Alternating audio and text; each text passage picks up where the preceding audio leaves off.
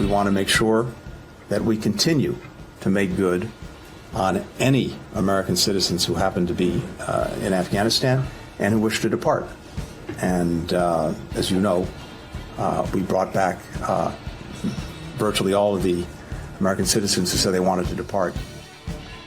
That was yesterday, Jerry. Why don't we start there? That's a lie. Yeah, I mean, absolutely. Look, the Biden administration, when we left Afghanistan, when we made our final departure and the final troops left at the end of August 2021, the Biden administration was trying to say that there was a very small number of Americans left behind, something like, they would bandy about numbers in the dozens, maybe 100. Sometimes they would say 200.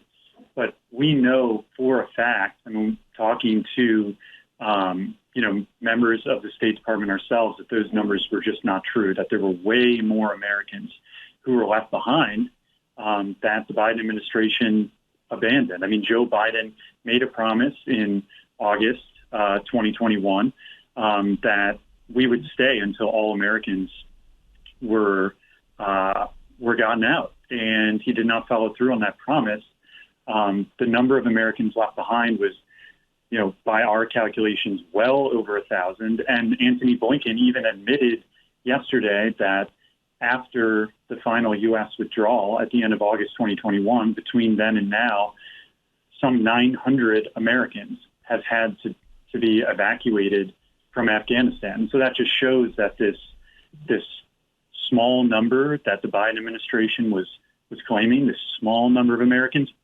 And by the way, leaving even a small number of Americans left behind, I think is a broken promise and a dereliction of duty. But it wasn't even a small number. It was many hundreds, well over 1,000 Americans left behind. And by the way, Hugh, even right now, the Taliban is holding some Americans hostage. And so, this was just a disgrace. I mean, there's no other way. At the time, I knew they were lying, but now I have the proof in Kabul. And if I had been a reporter where Secretary Blinken was, I just would have held up this book.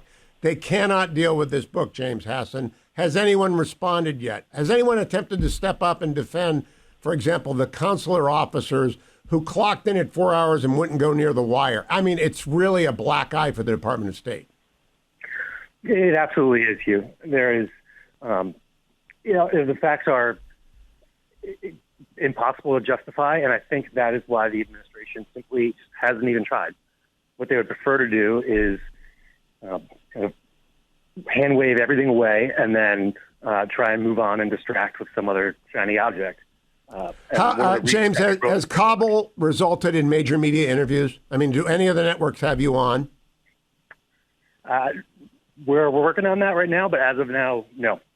You see, I think it's an expose that will rivet audiences, but they don't want to undermine President Biden's attempt to leave this behind. I want to begin with a small detail, Jerry, and then build out. And James, I want to come back to you and ask you to rank the key figures: Biden, Blinken, Austin, Sullivan, McKenzie, Milley, and Miller for their, best to worst performances. They're all detailed here.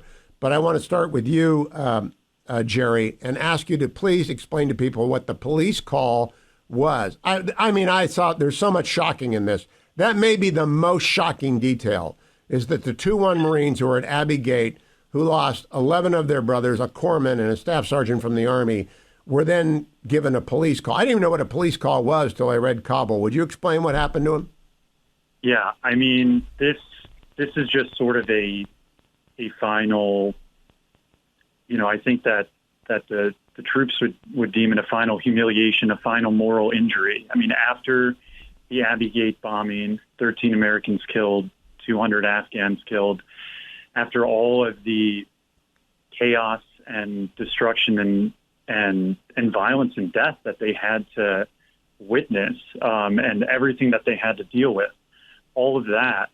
And then one of the final things they had to do, the troops wanted to make things, not particularly pleasant for the Taliban when they took over Kabul. So we were, making sure that vehicles were inoperable, destroying equipment, basically trashing the place because, we're on our way out and we're not trying to, hand,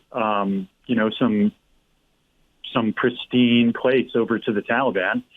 And one of the final things that these troops were ordered to do was what's called a police call, and basically they had to walk across the Kabul airfield and the airport and clean up,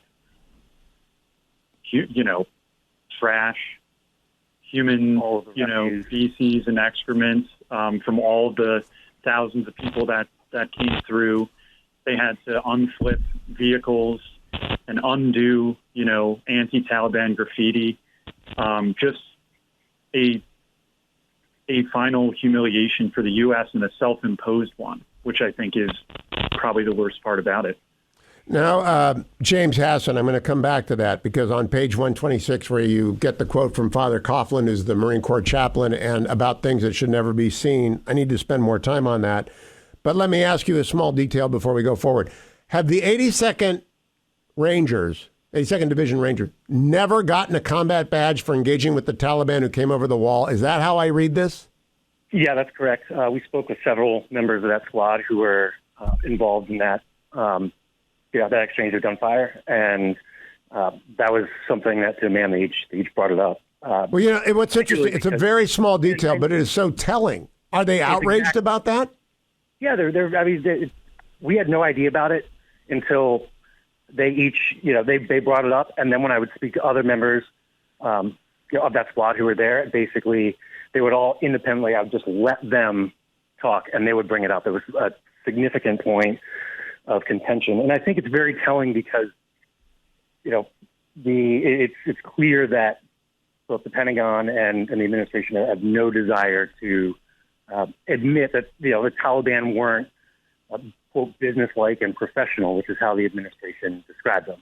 I want people to know that this book will leave you with the impression that our military on the ground honored themselves and sacrificed everything, but our political people abandoned them and Americans and the SIV applicants, and they were cowards, and they have been lying, and it contrasts so sharply. And I think they're intentionally attempting to humiliate the heroes, James. Well, I think what they're doing is they're putting their own political interests above what's best for both the American people and also for those men and women who served on the ground. I like to think of those 15 days as, the American military in terms of the soldiers and Marines and airmen on the ground, as well as the veterans and other, people helping them at their very best. That was America at its very best. And the decisions that political leaders made and senior Pentagon leaders made was just American government at its absolute worst. And I want people to understand, Kabul tells the good stories as well, Jerry. The CIA did a wonderful job in getting out their people through Blackgate, which people did not know about, and the Taliban never found out about. Special operators would go into the city and grab Americans and other people that they needed to bring in. The Ukrainians fought to the end. I mean, our guys did wonderful work, and our women did wonderful work in uniform and in the agency. It's just the diplomats and the politicos who absolutely failed here. I mean, it's completely true because, look, the State Department was completely unprepared for this. I can't emphasize it enough. There was no plan for an evacuation of this size and scale. Obviously, a massive mistake was made here by abandoning Bagram, and that was a huge mistake for many reasons. It made it very unsafe, obviously, to run a massive evacuation in a place like Kabul, especially when the Taliban had taken the entire country and all that we had was a tiny airport and had to rely on Taliban security. Another problem with closing Bagram is that besides, the fact that it would have been a much better, safer, more effective place to run an evacuation, it also would have helped us with keeping the Taliban at bay for longer and likely stopping the Taliban from taking Kabul, making our entire effort to get people out safely, to get these Americans out safely, to get the Afghan allies that we had an obligation to and that had worked alongside us for 20 years, get them out safely. On top of that, Bagram had a prison, and that prison was filled with thousands of members of ISIS-K, dozens of members of al-Qaeda, hundreds of Taliban fighters. And when the Taliban took Bagram, which the United States had abandoned, and they took Bagram 2 years ago yesterday. One of the people in that prison was the suicide bomber who carried out the Stay on that thought. During the break, I'm going to talk about the known wolf, as Jerry Dunleavy and James Hasson describe him. I want to talk about Rahman al-Lagari. And Jerry or James, which one of you want to talk about the Hugh must not be named, as you call him, the known wolf? I'll let Jerry take that because that was Jerry's, kind of personal quest during this whole book. So I got to get Okay, Jerry, talk to us about al-Lagari. Yeah, so Lagari is the ISIS-K suicide bomber who made it through the Taliban security and killed 13 Americans, 200 Afghans, and I like to remind people, also wounded dozens of Americans as well, some of them grievously and permanently. Sergeant Tyler Vargas Andrews lost 2 of his limbs, and another female service member is paralyzed because of this attack. But Lagari was held at a prison called Parwan at Bagram Air Base. And now, how did he end up at Bagram? It's an interesting story. He was a member of ISIS-K, and way back in 2017, he was part of a effort by ISIS-K to conduct a large-scale suicide attack in India, in New Delhi. But through coordination between Indian intelligence and the CIA, Lagari and his other compatriots, their terrorist attack in India was foiled. And the Indians handed Lagari over to the CIA, and eventually Lagari was placed in that prison. And of course, the first thing that the Taliban did as they swept into Bagram, which we had needlessly abandoned, was they freed everyone at that prison. Now, President Biden talks a lot about how the Taliban and ISIS-K are mortal enemies, and he kept touting that throughout the evacuation, I think, to kind of try to say that it's smart for us to rely on the Taliban for security because we have a common enemy in ISIS-K. But the first thing that the Taliban did when they took Bagram was free thousands of ISIS-K prisoners, including the guy who would eventually carry out this suicide attack. Another important thing to keep in mind about Lagari is that as he was making his way towards Kabul airport to carry out his attack, the U.S. was receiving intelligence, detailed descriptions about this suicide bomber. And Sergeant Tyler Vargas Andrews, who I mentioned earlier, who ended up being grievously wounded in this bombing, was among the Marine snipers who believed that on the day of the attack, when U.S. intelligence was sending out descriptions of the bomber and saying that attack was imminent, this Marine sniper testified to Congress that he believed that he had the bomber in his sights, a person matching the description perfectly, acting deeply bizarrely and suspiciously. He asked his commanding officer for permission to take the shot, to take this potential suicide bomber out. His commanding officer said that he didn't have the authority to grant permission. Yeah, permission denied. It is detailed in Kabul. We're going back on the radio right now, so stand by, gentlemen. It is detailed in Kabul. Go order it on Amazon. Jerry Dunleavy and James Hasson have the new book, Kabul, out in bookstores now. You can order it at Amazon, Barnes & Noble, everywhere. I've tweeted out the links repeatedly.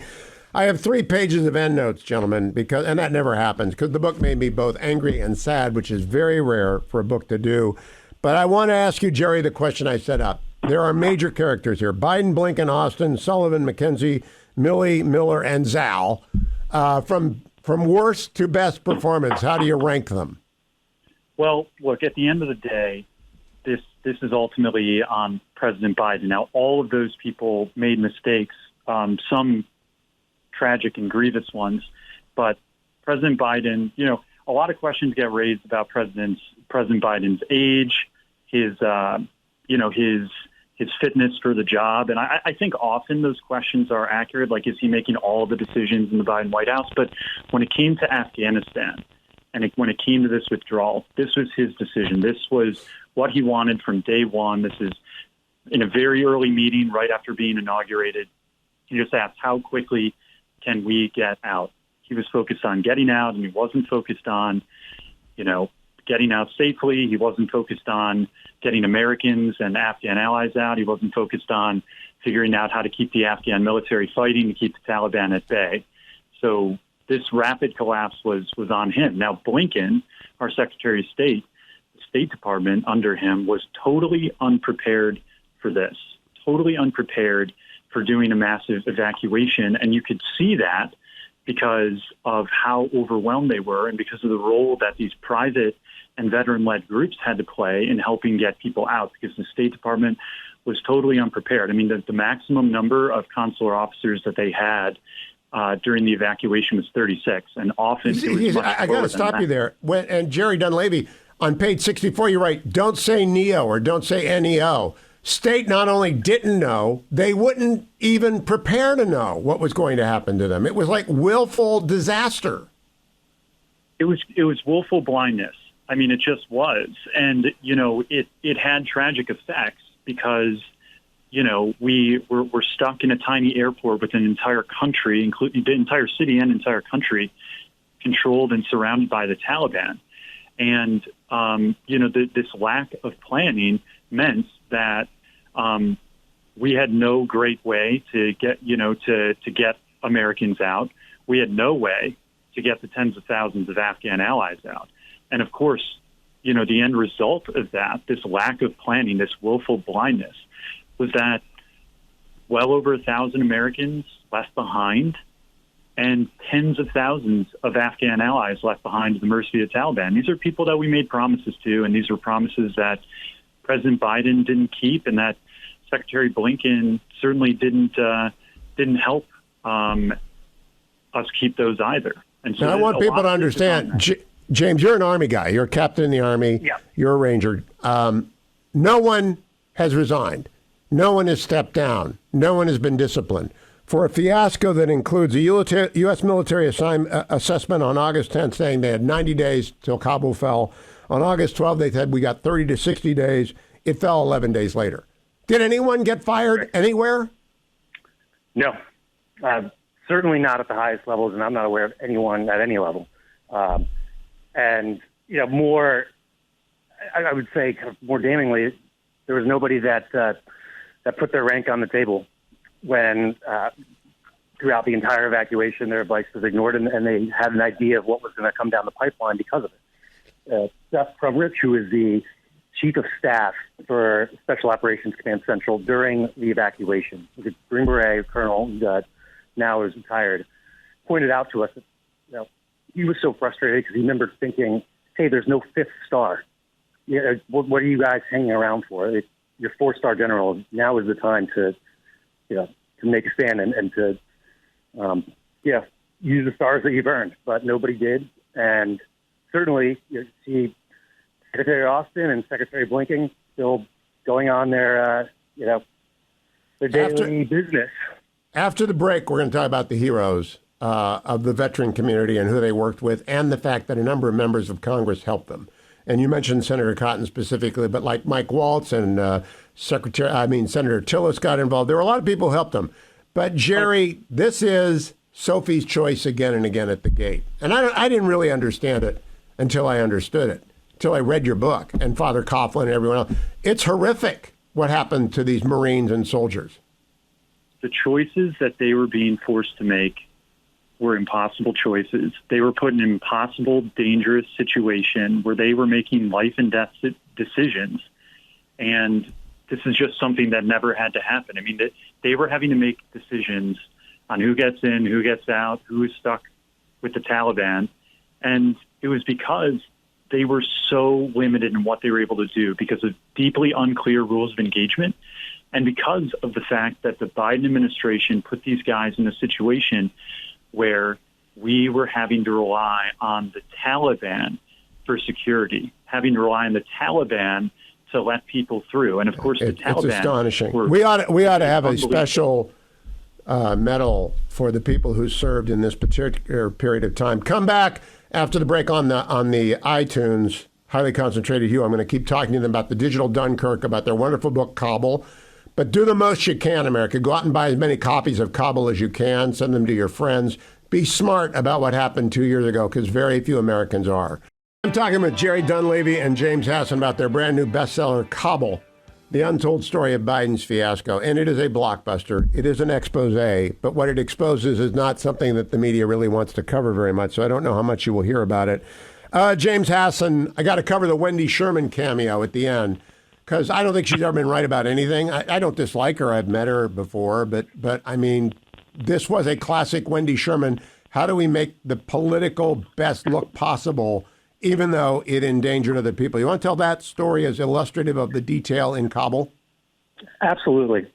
So, as you know, we've spoken to many of the groups who are still trying to save Americans and our allies, and I don't want to get into specifics of how they go about doing that, but what I can tell you is, for context first, the Biden administration was taking a whole lot of heat because an interpreter who risked his own life to rescue Joe Biden when his helicopter was forced down in Afghanistan because of bad weather in 2007.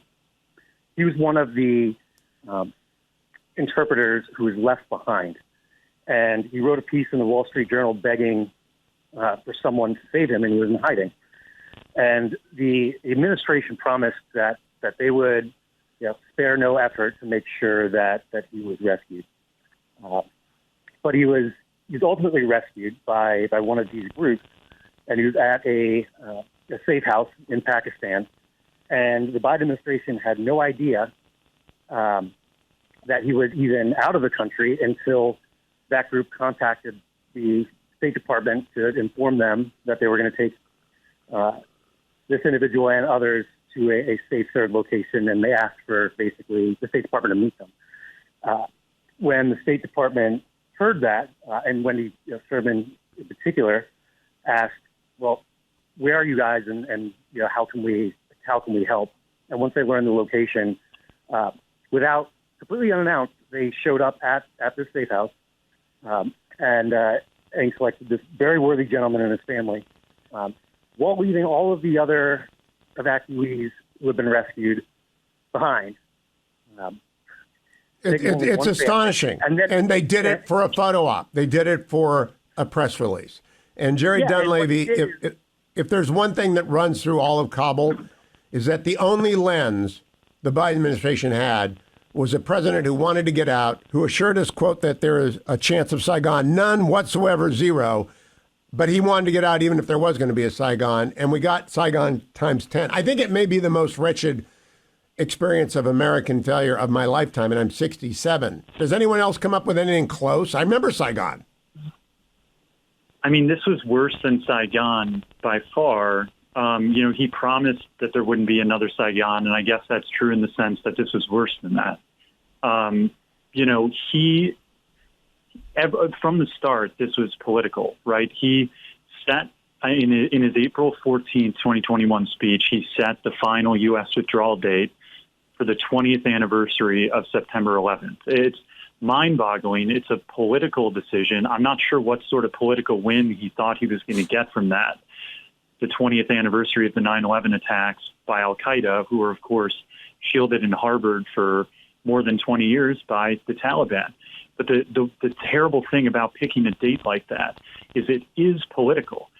It's not strategic. In fact, it's the opposite of strategic, because that September date, that is right in the middle of the Afghanistan fighting season.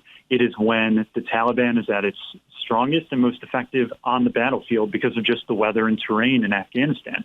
That April to September time period is when fighting ramps up in Afghanistan. The exact moment that the Taliban was going on the march for their big assault, which, people in the Biden administration claim that the Taliban wasn't interested in, in a military conquest or military solution, but that's what they've always been focused on. But at the second that the Taliban went on this march, that is the exact moment that the U.S. was pulling our troops, pulling our contractors, pulling our logistics, pulling our ISR, all of which the Afghan military, which, to be clear, was shaky and was basically falling apart in the face of this Taliban onslaught. But right at that moment is when we pulled the rug out from under them completely. And one person basically described it as Jenga. Like, pulling a bunch of pieces out and the tower just collapsing. And this was known that this sort of thing would happen, and doing it right in the middle of fighting season, right when the Taliban's at its peak strength, just to try to hit the 20th anniversary of 9/11 as a date. Well, what that resulted in is that the Taliban was back in charge by the 20th anniversary of 9/11. And that's because of President Biden's decisions. James Hasson, you write in the book that the staffers to Joe Biden all grew up watching West Wing and have a view of how the world works that is completely unrealistic. At least Combatant Commander McKenzie tried to get to Kabul as the fiasco unfolded. Many of the Biden people went on vacation, and you detail that. Jen Psaki, did she even come back? I don't know if she came back. Did anyone try to go to Kabul who was a frontliner on the decision-making matrix here other than McKenzie? No, I'm not aware of anyone who did. In fact, the State Department did send an additional ambassador, but all that did was create more confusion on the ground of who was calling the shots for the State Department. But if you want to talk about the top levels, absolutely not. And you bring up kind of the West Wing mentality, and one thing anecdote that I think brings that just in a very stark focus is that when the U.S. military was pressing the embassy to prepare to evacuate and to completely shut down operations, they refused to do so because, in the words of then acting Ambassador Wilson, how can we affect democracy when the Taliban takes over if we don't have an embassy? So it's just so completely divorced from reality. Yeah, they think the Diplomat is reality television. Let me ask you, James, before I go back to Jerry and talk about the triad of terrorists, the Taliban, the Haqqani Network, and ISIS-K, and I want to talk about that. Let me ask you why General Miller, who is our last commander in Afghanistan, was relieved. What happened there? So, from my understanding, General Miller made his own decision not to participate in, what the Biden administration was pushing down down the pipeline. And throughout the entire process, he was constantly warning about what was going to happen. And he was monitoring the districts and the provincial capitals fall in real time, and raising hell to anyone who would listen. But essentially, he was screaming into the void. So when you asked earlier to rank people by performance, I would say General Miller comes up at the very top. I think that's what I think too. And then McKenzie second because he knew it was coming and he tried to get there. And of course the guys and gals on the ground are number one, and not just the special operators in the CIA, right down to the grunts who are right there on the gate. And everybody's got a plan until you get punched in the face, said Mike Tyson. Everyone has a plan until you open Abbey Gate in front of thousands and thousands of desperate Afghans. And great writing, by the way, gentlemen. I don't know how you did this book. Jerry, I want to go and talk to you about the triad of terrorists. All through this disaster, we had the mythology that the Taliban was in charge and that the Haqqani Network was a fully owned operating subsidiary of there, and that ISIS-K was at war with the Taliban. I think you effectively demonstrate they are three organizations. They align sometimes, other times they fight with each other, but never believe anyone saying anything out of Afghanistan because they're all terrorists and they're all going to kill you. Is that a fair summary? Yeah, I mean, look, the Biden administration tried to insist that when we were relying on the Taliban for security at Kabul airport, that we were just working with the Taliban, but we weren't working with the Haqqani Network Taliban. This was, and then when I pushed them on this, they tried to say that, these are separate entities and, we're only working with the Taliban, not the Haqqanis. This is wrong for two reasons. I mean, Sirajuddin Haqqani is not just the leader of the Haqqani Network and assessed by many people to probably be a card-carrying member of al-Qaeda as well. He's also a top leader in the Taliban. So separating those out is pretty crazy. On top of that, the Haqqani Network Taliban were the ones with the biggest presence and control over the security, quote unquote, at Kabul airport. We one member of the Haqqani said that he showed up, and one of the very first things that he did was surround the airport with 1,000 suicide bombers. That's what he said, because the Haqqani Network's Badri 313 unit, the suicide squad for the Taliban, was a group with a massive presence there. On top of that, this idea of relying on the Taliban, to stop ISIS-K threats is complicated because, of course, these two groups fight each other all the time in Afghanistan. But there is a long history of the Haqqani Network assisting ISIS-K in carrying out attacks against the former Afghan government and against Americans. And this place where they were best at that, where this Kabul attack network was best, this collaboration, deconfliction between the Haqqani Network and ISIS-K, where that was most effective was in Kabul itself. Yep. I got to tell people they've got to get Kabul the book to understand what happened in Kabul 2 years ago. Gentlemen, you're new, obviously, to the book promotion business. You've got to say the title of the book in every answer. As we detail in Kabul, the Haqqani Network is on again, off again. As we say in Kabul, as we quote in Kabul, just say Kabul, Kabul, Kabul, so that we get this book out there.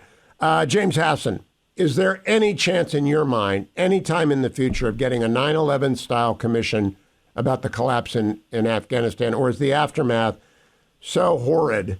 What Putin saw and reacted, you have a chapter on that. What the Chi-Com saw and did in the aftermath, you've got a chapter on that. I fully expect the Chinese Communist Party logo to be over Bagram pretty soon after I read Kabul. Do you think there's any chance we get a 9/11 style commission to look into this? Well, one of the reasons that we wrote Kabul was to provide a full accounting and, hopefully to at least lay out what could be, a starting block for that type of inquiry. And I know that Republicans in Congress are doing their best, but I'm not holding my breath. But in the absence of the 9/11 Commission, people should read Kabul because that tells.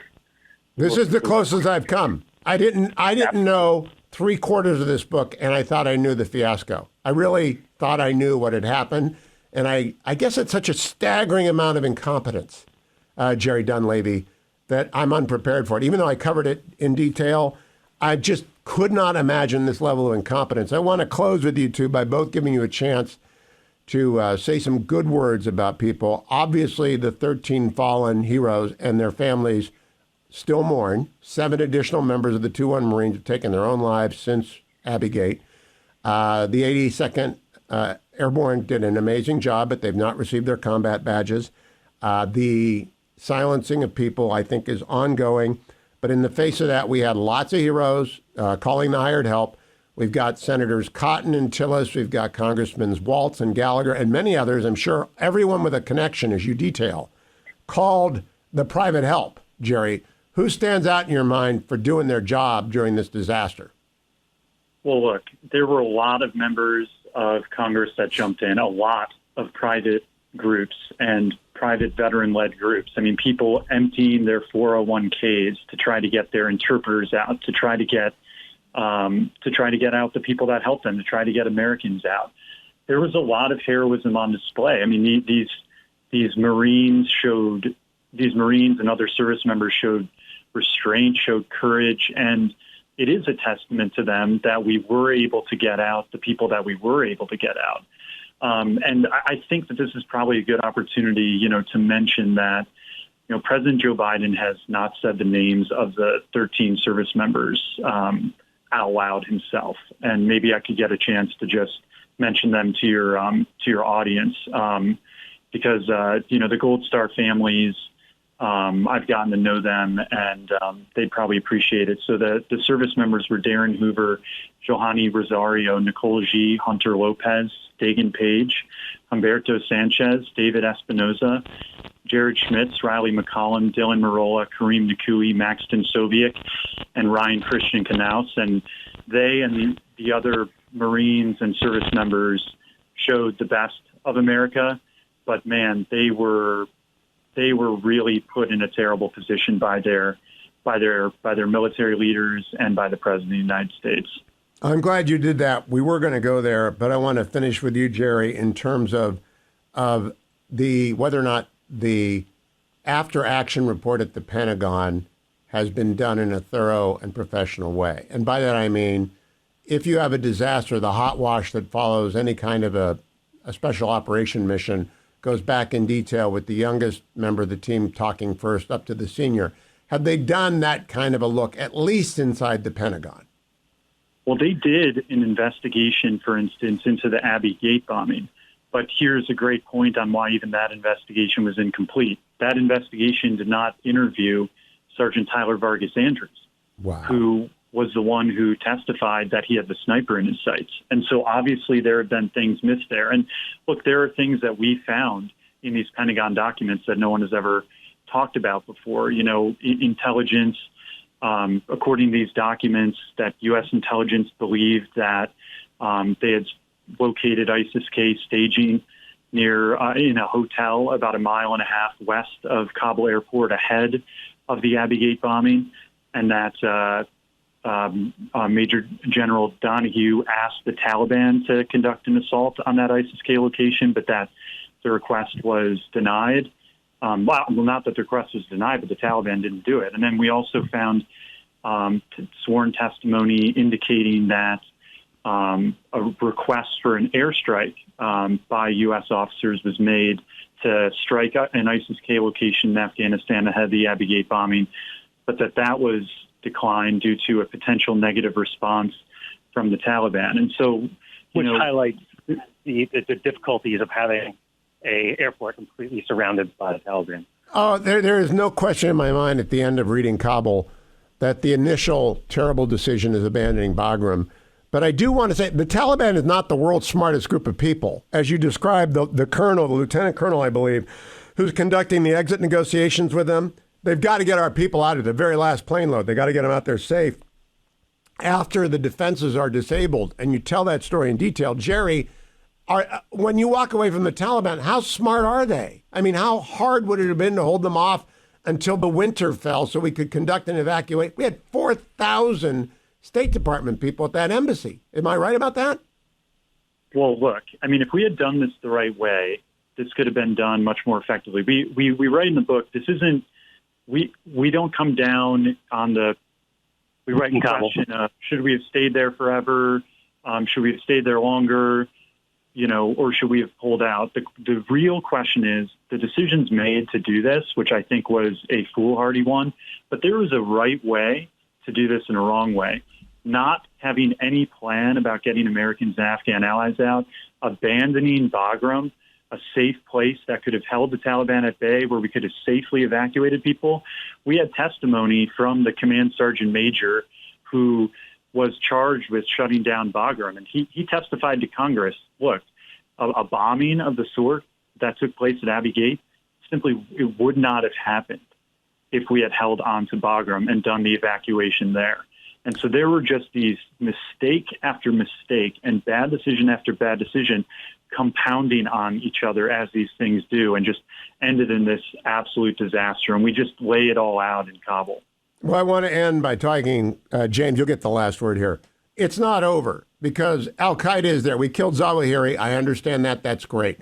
But ISIS-K is there, Al-Qaeda is there, Haqqanis are there, Taliban is there, the Chaikhams are there, the Russians are there. Do you expect another attack on the United States to originate from Afghanistan within 5 years? I think, as we mentioned in Kabul, I think there's a very strong likelihood of that, and it increases just day by day. And you don't have to take our words for it. That is what the intelligence community has assessed as well. And we lay out, if you want to look at the specifics of what is going on there, ISIS-K is training there. Al-Qaeda has training camps now there. There are members of the Taliban government who are card-carrying members of Al-Qaeda. And as we lay out in Kabul as well,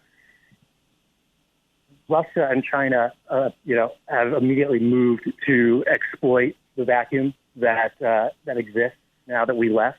And one of the ways that those countries and Iran as well are doing that is that they're trying to recruit the Afghan commandos who fought alongside us for years, decades even, to glean information about how the U.S. military plans for operations, what our tactics look like, all kinds of other sensitive information that now is theirs for the taking. I've just got to compliment you for that. I was unaware of the recruitment by Qatar, UAE, and others of the Afghan commandos who have been very highly trained by our own special operators. I don't blame them for going to make a living, but they bugged out early when we bugged out. And it's all there. The next 9/11 commission that does sit after the next attack on America is going to begin where you guys leave off after Kabul concludes. Congratulations on a book that, if there is justice, will get the National Book Award, much like Lawrence Wright's The Looming Tower. And I hope you continue through this next 2 weeks as we approach the Afghanistan 2-year anniversary of Abbey Gate to be out there in the media and talking to people. Congratulations, gentlemen. It could not have been easy to write this book, but I thank you for having done so. Hey, thank you very much, Hugh. And thank you, Jerry. Everyone, thank you, Jane. Bye, Kabul. Thank you. Appreciate it. Bye, Kabul. Yep. Bye-bye.